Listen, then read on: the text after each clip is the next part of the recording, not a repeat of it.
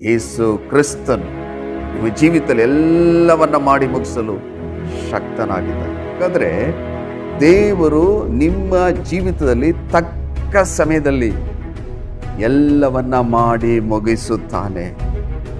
ಯಾವ ಸಮಯದಲ್ಲಿ ಏನನ್ನು ಮಾಡಬೇಕೆಂಬುದಾಗಿ ದೇವರಿಗೆ ಚೆನ್ನಾಗಿ ಗೊತ್ತು. ದೇವರು ನಿಮ್ಮ ವಿಷಯದಲ್ಲಿ ಎಲ್ಲ ಆಲೋಚನೆಗಳನ್ನ, ಯೋಜನೆಗಳನ್ನ ಮಾಡಿ ಇಟ್ಟಿದ್ದಾರೆ. ಕಳವಳ ಬೇಡ, ಚಿಂತೆ ಬೇಡ, ತವಕ ಬೇಡ. ಒಂದನ್ನು ಮಾತ್ರ ಮಾಡ್ರಿ, ನನ್ನ ದೇವರು ನನಗೋಸ್ಕರ ಎಲ್ಲವನ್ನ ಮಾಡಿ ಮುಗಿಸುತ್ತಾನೆ. ದೇವರು ತನ್ನ ಧರ್ಮದ ಬಲಗೆನ ನಿಮಗೆ ಆಧಾರವಾಗಿ ದೇವರು ಕೊಡ್ತಾ ಇದ್ದಾರೆ. ಯಾಕೆ ಚಿಂತೆ, ಯಾಕೆ ಕಳವಳ, ಯಾಕೆ ಭಯ? ನಿಮ್ಮ ಜೀವಿತದಲ್ಲಿ ಕರ್ತನೆಲ್ಲವನ್ನ ಮಾಡಿ ಮುಗಿಸುತ್ತಾನೆ. ತಕ್ಕ ಸಮಯದಲ್ಲಿ ಎಲ್ಲವನ್ನ ಮಾಡಿ ಮುಗಿಸಲು ಶಕ್ತನಾಗಿದ್ದಾನೆ.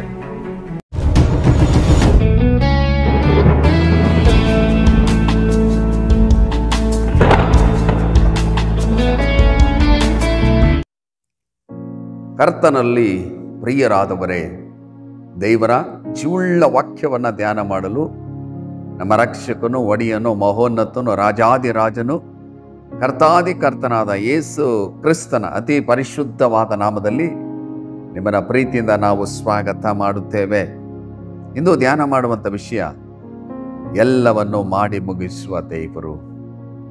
ಹೌದು ಪ್ರಿಯರೇ, ದೇವರು ನಿಮ್ಮ ಜೀವಿತದಲ್ಲಿ ಎಲ್ಲವನ್ನ ಮಾಡಿ ಮುಗಿಸಲು ಶಕ್ತನಾಗಿದ್ದಾನೆ.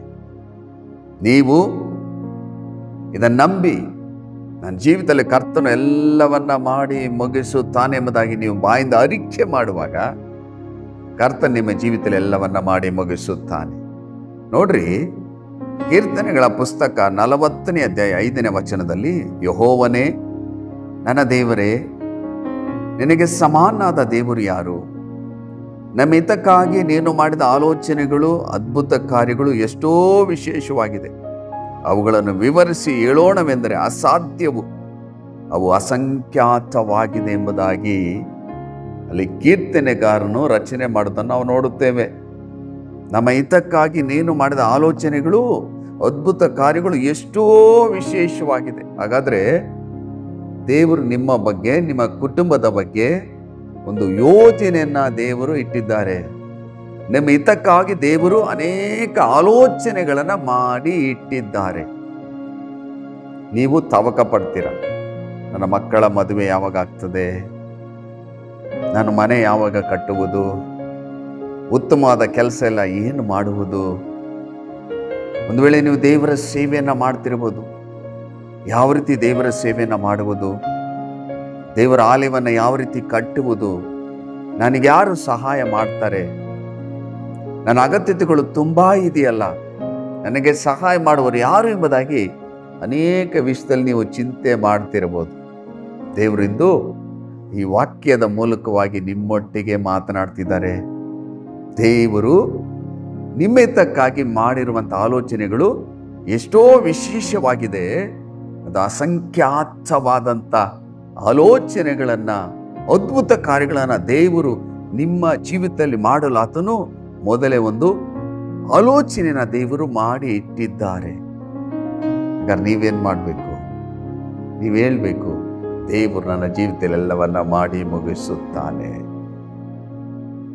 ದೇವರು ನನ್ನ ಹಿತ ಚಿಂತಕನಾಗಿರುವುದರಿಂದ, ನನ್ನ ಹಿತವನ್ನೇ ಬಯಸುವ ದೇವರು ಯೇಸು ಕ್ರಿಸ್ತನಾಗಿರುವುದರಿಂದ ಆತ ನನ್ನ ಜೀವಿತದಲ್ಲಿ ಎಲ್ಲವನ್ನ ಮಾಡಿ ಮುಗಿಸುತ್ತಾನೆ. ನೀವೇನು ಮಾಡಬೇಕು? ದೇವರ ಮೇಲೆ ನಂಬಿಕೆಯಿಂದ ಪ್ರಾರ್ಥನೆ ಮಾಡಬೇಕು. ದೇವರೇ, ನನ್ನ ಜೀವಿತದಲ್ಲಿ ನೀನೆಲ್ಲವನ್ನ ಮಾಡಿ ಮುಗಿಸುವ ದೇವರು.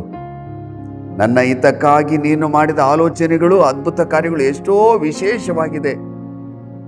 ಆ ವಿಶೇಷವಾದಂಥ ಅದ್ಭುತ ಕಾರ್ಯಗಳನ್ನು ನನ್ನ ಜೀವಿತದಲ್ಲಿ ನೀನು ಮಾಡಲು ಶಕ್ತನಾಗಿದೆ ಎಂಬುದಾಗಿ ನಂಬಿಕೆಯಿಟ್ಟು ದೇವರ ಸಂದಲ್ಲಿ ಪ್ರಾರ್ಥನೆ ಮಾಡುವಾಗ ದೇವರು ನಿಮ್ಮ ಜೀವಿತದಲ್ಲಿ ಎಲ್ಲವನ್ನ ಮಾಡಿ ಮುಗಿಸಿ ಆತನು ಮಹಿಮೆ ಹೊಂದುತ್ತಾನೆ. ನೋಡ್ರಿ, ಕೀರ್ತನೆಗಳ ಪುಸ್ತಕ 37ನೇ ಅಧ್ಯಾಯ 5ನೇ ವಚನದಲ್ಲಿ, ನಿನ್ನ ಭೂಯಾತ್ರೆಯ ಚಿಂತೆಯನ್ನು ಯೆಹೋವನಿಗೆ ವಹಿಸಿಬಿಟ್ಟು ಭರವಸದಿಂದಿರು, ಆತನೇ ಅದನ್ನು ಸಾಗಿಸುವನು. ಯಾಕೆ ಚಿಂತೆಯನ್ನು ತಲೆ ಮೇಲೆ ನೀವು ಹೊತ್ತುಕೊಂಡು ರಾತ್ರಿಯೆಲ್ಲ ನಿದ್ದೆ ಮಾಡದೆ ಅನೇಕ ಜನರು ಪರಿತಪಿಸ್ತಾರೆ. ಅನೇಕ ಜನರು ನನಗೆ ಹೇಳುವುದುಂಟು, ರಾತ್ರಿಯೆಲ್ಲ ನಿದ್ದೆ ಬರುವುದಿಲ್ಲ, ತುಂಬ ಚಿಂತೆಯಲ್ಲಿ ನಾನು ತವಕ ಪಡ್ತಿದ್ದೇನೆ, ನನಗೋಸ್ಕರ ಪ್ರಾರ್ಥನೆ ಮಾಡಿರಿ ಎಂಬುದಾಗಿ ಅನೇಕ ಜನರು ಹೇಳ್ತಾರೆ. ವಾಕ್ಯನ ಗಮನಿಸ್ರಿ. ನಿನ್ನ ಭೂ ಯಾತ್ರೆಯ ಚಿಂತೆಯನ್ನು ಯೆಹೋವನಿಗೆ ವಹಿಸಿಬಿಟ್ಟು ಭರವಸದಿಂದಿರು, ಆತನೇ ಅದನ್ನು ಸಾಗಿಸ್ತಾನೆ. ನಿನ್ನ ಚಿಂತೆಯನ್ನೆಲ್ಲ, ನಿನ್ನ ಅಗತ್ಯತೆಗಳೆಲ್ಲವನ್ನ ದೇವರಿಗೆ ವಹಿಸಿ ಕೊಡ್ರಿ. ದೇವರೇ, ನನ್ನ ಜೀವಿತದಲ್ಲಿ ಎಲ್ಲವನ್ನ ಮಾಡಲು ನೀನು ಶಕ್ತನಪ್ಪ, ಇಷ್ಟು ಅಗತ್ಯತೆಗಳಿದೆ, ಎಲ್ಲವನ್ನ ನೀನು ಪೂರೈಸಲು ಶಕ್ತನು. ಈ ಲೋಕದಲ್ಲಿ ನಾನು ಜೀವನ ಮಾಡುವಾಗ ಈ ಭೂ ಯಾತ್ರೆಯ ಚಿಂತೆಯನ್ನು ನಿನ್ನ ಮೇಲೆ ವಹಿಸಿ ಬಿಡುತ್ತೇನೆ, ನೀನು ಇದನ್ನ ಸಾಗಿಸಲು ಶಕ್ತನಾಗಿದ್ದಿ, ನನ್ನ ಜೀವಿತದಲ್ಲಿ ಎಲ್ಲವನ್ನ ನೀನು ಒದಗಿಸಿಕೊಡಲು ನೀನು ಶಕ್ತನಾಗಿದ್ದಿ ಎಂಬುದಾಗಿ ನೀವು ನಂಬಿಕೆ ಇಟ್ಟು ಆತನ ಮೇಲೆ ಭರವಸೆ ಇಟ್ಟು ಪ್ರಾರ್ಥನೆ ಮಾಡಿ ನೀವು ನಿಶ್ಚಿಂತೆಯಾಗಿರುವಾಗ ನಿಮ್ಮ ಜೀವಿತದಲ್ಲಿ ತಕ್ಕ ಸಮಯದಲ್ಲಿ ಎಲ್ಲವನ್ನ ಮಾಡಿ ಮುಗಿಸ್ತಾನೆ. ಅನೇಕ ಜನರು ತವಕ ಪಡ್ತಾರೆ, ಕಳವಳ ಪಡ್ತಾರೆ, ಭಯ ಪಡ್ತಾರೆ, ಏನು ಮಾಡಬೇಕೆಂಬುದಾಗಿ ಗೊತ್ತಿಲ್ಲ, ಅಳ್ತಾರೆ, ಅನೇಕ ರೀತಿಯಲ್ಲಿ ವೇದನೆ ಪಡ್ತಾರೆ. ಕರ್ತನಲ್ಲಿ ಪ್ರೀತಿಯುಳ್ಳ ದೇವ ಜನರೇ, ನನ್ನ ಸಹೋದರ, ನನ್ನ ಸಹೋದರಿ, ಈ ವಾಕ್ಯಗಳು ನೀವು ಗಮನಿಸಬೇಕು. ದೇವರು ನಿಮ್ಮ ಹಿತಕ್ಕಾಗಿ ಎಷ್ಟು ಆಲೋಚನೆಗಳನ್ನು ಮಾಡಿಟ್ಟಿದ್ದಾರೆ. ಆತನು ಮಹೋನ್ನತ ದೇವರು, ಕನಿಕರುಳ್ಳ ದೇವರು, ಪ್ರೀತಿಯುಳ್ಳ ದೇವರು, ದಯೆಯುಳ್ಳ ದೇವರು, ಅದ್ಭುತ ಸ್ವರೂಪನ ದೇವರು, ಆಲೋಚನಾ ಕರ್ತನ ದೇವರು, ಪರಾಕ್ರಮಿಯಾದ ದೇವರು, ನಿತ್ಯನಾದ ತಂದೆ, ಸಮಾಧಾನ ಪ್ರಭು. ಆತ ನಿಮ್ಮ ವಿಷಯದಲ್ಲಿ ಮಾಡಿರುವಂತಹ ಆಲೋಚನೆಗಳು ಎಷ್ಟೋ ವಿಶೇಷವಾಗಿದೆ. ದೇವರು ನಿಮ್ಮ ವಿಷಯದಲ್ಲಿ ಅನೇಕ ಆಲೋಚನೆಗಳನ್ನು ನಿಮ್ಮ ಹಿತಕ್ಕಾಗಿ ಮಾಡಿಟ್ಟಿದ್ದಾರೆ. ಅದನ್ನು ನೀವು ಪಡೆಕೊಳ್ಳಲು ನಂಬಿಕೆಯಿಂದ ನೀವು ಪ್ರಾರ್ಥನೆ ಮಾಡಬೇಕು. ಅದಕ್ಕಾಗಿಯೇ ನಾನು ಯಾವಾಗಲೂ ಹೇಳ್ತಾ ಇರ್ತೇನೆ, ದೇವರ ವಾಕ್ಯವನ್ನು ನೀವು ಕ್ರಮವಾಗಿ ಓದುವಾಗ ದೇವರು ವಾಗ್ದಾನ ಮಾಡಿದ್ದನ್ನು ನಾವು ತಿಳ್ಕೊಳ್ಳಬಹುದು. ನೋಡ್ರಿ, ಯೆಶಾಯನ ಪ್ರವಾದನ ಗ್ರಂಥ 41ನೇ ಅಧ್ಯಾಯ 10ನೇ ವಚನದಲ್ಲಿ, ನೀನಂತ ಹೆದರಬೇಡ, ನಾನೇ ನಿನ್ನೊಂದಿಗಿದ್ದೇನೆ, ದಿಗ್ಭ್ರಮೆಗೊಳ್ಳದಿರೋ, ನಾನೇ ನಿನ್ನ ದೇವರು, ನಾನು ನಿನ್ನನ್ನು ಬಲಪಡಿಸ್ತೇನೆ, ಹೌದು ನಿನಗೆ ಸಹಾಯ ಕೊಡುತ್ತೇನೆ, ನನ್ನ ಧರ್ಮದ ಬಲಗೆ ನಿನಗೆ ಆಧಾರ ಮಾಡುತ್ತೇನೆ. ಹಲ್ಲೆಲೂಯಾ. ದೇವರ ಪರಿಶುದ್ಧವಾದ ನಾಮಕ್ಕೆ ಸ್ತೋತ್ರವಾಗಲಿ. ಈ ವಾಕ್ಯವನ್ನು ಎಷ್ಟು ಸಾರಿ ಓದಿರಬಹುದು? ಯೆಶಾಯ 41:10 ಎಷ್ಟು ಜನರು ಅನೇಕ ಸಾರಿ ಓದಿದ್ದಾರೆ. ಆ ವಾಕ್ಯವನ್ನು ಗಮನಿಸಬೇಕು. ನೀನಂತೂ ಹೆದರಬೇಡ, ನಾನೇ ನಿನ್ನೊಂದಿಗಿದ್ದೇನೆ. ಪ್ರಿಯರೇ, ಇಲ್ಲಿ ದೇವರು ಹೇಳ್ತಾ ಇದ್ದಾರೆ, ಯಾವ ವಿಷಯಕ್ಕೆ ಹೆದರಬೇಡ.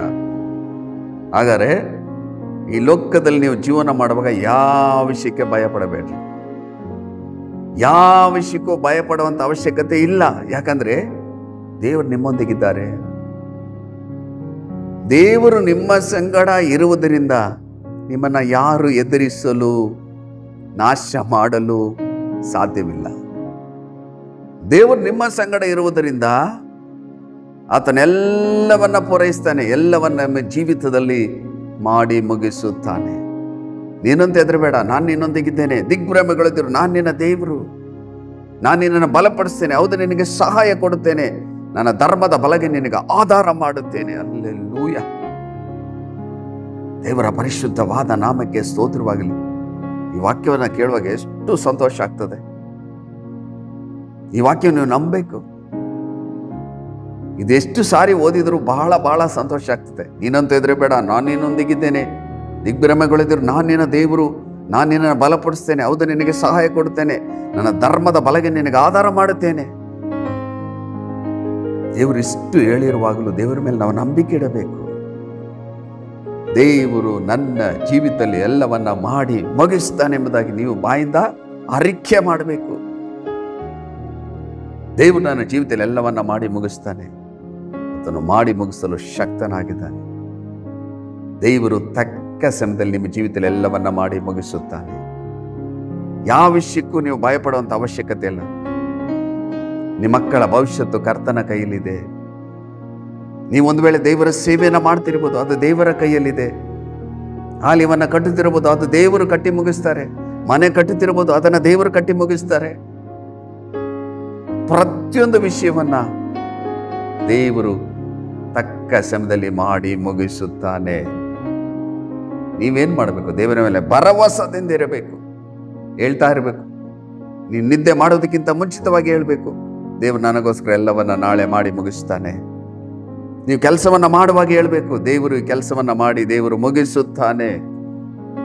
ಪ್ರತಿಯೊಂದು ವಿಷಯದಲ್ಲಿ ಹೇಳಬೇಕು, ದೇವರು ನನಗಾಗಿ ಎಲ್ಲವನ್ನ ಮಾಡಿ ಮುಗಿಸುತ್ತಾನೆ ಎಂಬುದಾಗಿ ಹೇಳುವಾಗ ಕರ್ತನು ನಿಮ್ಮ ನಂಬಿಕೆಯನ್ನ ಘನಪಡಿಸ್ತಾನೆ, ನಿಮ್ಮ ಮಾತುಗಳನ್ನ ದೃಢಪಡಿಸ್ತಾನೆ.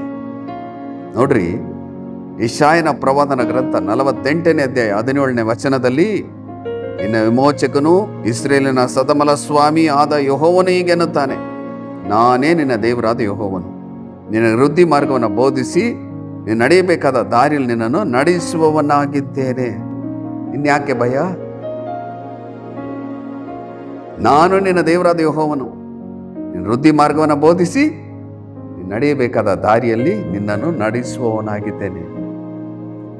ಈ ಲೋಕದಲ್ಲಿ ನಿಮಗೆ ವೃದ್ಧಿ ಮಾರ್ಗವನ್ನು ಬೋಧಿಸಿ ನೀವು ನಡೆಯಬೇಕಾದ ದಾರಿಯಲ್ಲಿ ನಿಮ್ಮನ್ನು ನಡೆಸುವ ದೇವರು ಯೇಸು ಕ್ರಿಸ್ತನಾಗಿದ್ದಾನೆ.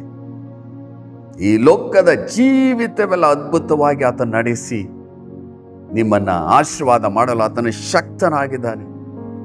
ದೇವರು ನಿಮ್ಮ ಜೀವಿತದಲ್ಲಿ ಎಲ್ಲವನ್ನ ಮಾಡಿ ಮುಗಿಸಲು ಆತನು ಶಕ್ತನಾಗಿದ್ದಾನೆ. ನೀವು ಹೇಳ್ಬೇಕು, ದೇವರು ನನ್ನ ಜೀವಿತದಲ್ಲಿ ಎಲ್ಲವನ್ನ ಮಾಡಿ ಮುಗಿಸುತ್ತಾನೆ. ನನ್ನ ಜೀವಿತ ಕರ್ತನ ಕೈಯಲ್ಲಿದೆ.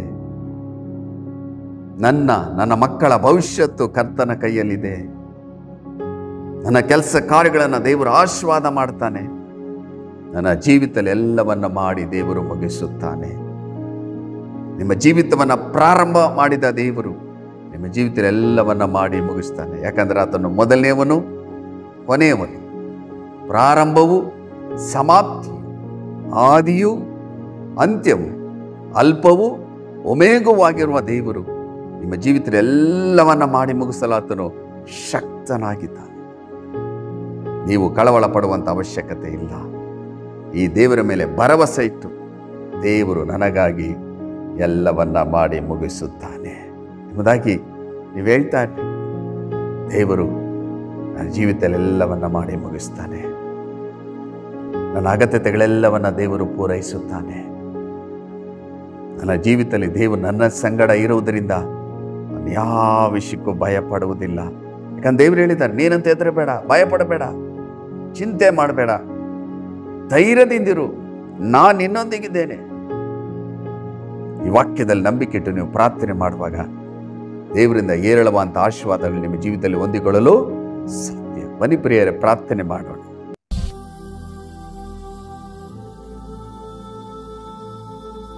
ನಮ್ಮನ್ನ ಅತಿಶಯವಾಗಿ ಪ್ರೀತಿ ಮಾಡುವಂಥ ಪರಲೋಕದ ತಂದೆಯಾದ ದೇವರೇ, ನಮ್ಮ ಜೀವಿತದಲ್ಲಿ ಎಲ್ಲವನ್ನ ಮಾಡಿ ಮುಗಿಸಲು ನೀನು ಶಕ್ತನಾದ ದೇವರಪ್ಪ.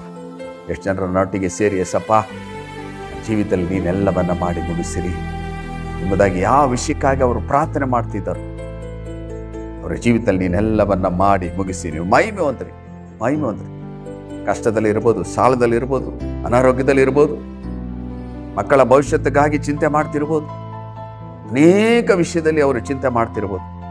ಜೀವಿತದಲ್ಲಿ ನೀನೆಲ್ಲವನ್ನ ಮಾಡಿ ಮುಗಿಸಲು ಶಕ್ತನಾಗಿದೆ ಎಂಬುದಾಗಿ ಅವರು ನಂಬಿ ಪ್ರಾರ್ಥನೆ ಮಾಡುವ ಜೀವಿತದಲ್ಲಿ ನೀನೆಲ್ಲವನ್ನ ಮಾಡಿ ಮುಗಿಸುವುದಕ್ಕಾಗಿ ಸ್ತೋತ್ರ. ಈ ವಾಕ್ಯ ಜೀವಿತದಲ್ಲಿ 100% ಕಾರ್ಯ ಮಾಡಿ ಆಶೀರ್ವಾದ ಮಾಡ್ರಿ, ಮಹಿಮೆ ಹೊಂದ್ರಿ. ಯೇಸುವಿನ ಮೂಲಕ ಬೇಡಿ ಹೊಂದಿದ್ದೇವೆ ನಮ್ಮ ಜೀವುಳ್ಳ ತಂದೆ. ಆಮೇನ್, ಆಮೇನ್. ಕರ್ತನಲ್ಲಿ ಪ್ರಿಯರಾದವರೇ, ಈ ಜೀವುಳ್ಳ ವಾಕ್ಯ ನಿಮಗೆ ಆಶೀರ್ವಾದಕರವಾಗಿದೆ ಎಂಬುದಾಗಿ ನಾನು ನಂಬುತ್ತೇನೆ. ನೀವು ನಮಗೆ ತಿಳಿಯಪಡಿಸಿರಿ, ನಿಮ್ಮ ಪ್ರಾರ್ಥನಾ ಮನವಿಯನ್ನು ಕೂಡ ನಮಗೆ ತಿಳಿಯಪಡಿಸಿರಿ. ನಾನು ನಿಮಗೋಸ್ಕರ ಪ್ರಾರ್ಥನೆ ಮಾಡ್ತೇವೆ. ಇನ್ನೊಂದು ಅಮೂಲ್ಯವಾದ ವಾಕ್ಯದೊಟ್ಟಿಗೆ ನಿಮ್ಮನ್ನು ಸಂಧಿಸುವವರೆಗೂ ದೇವರ ಕೃಪೆ, ದೇವರ ಶಾಂತಿ, ದೇವರ ಸಮಾಧಾನ, ಪರಿಶುದ್ಧಾತ್ಮನ ಆಳ್ವಿಕೆ, ಪರಿಶುದ್ಧಾತ್ಮನ ಒಡೆತನ ನಿಮ್ಮೊಟ್ಟಿಗಿರಲಿ. ದೇವರು ತನ್ನ ಚಿತ್ತಂತೆ ನಿಮ್ಮನ್ನು ಹೇರಳವಾಗಿ ಆಶೀರ್ವದಿಸಲಿ. God bless you.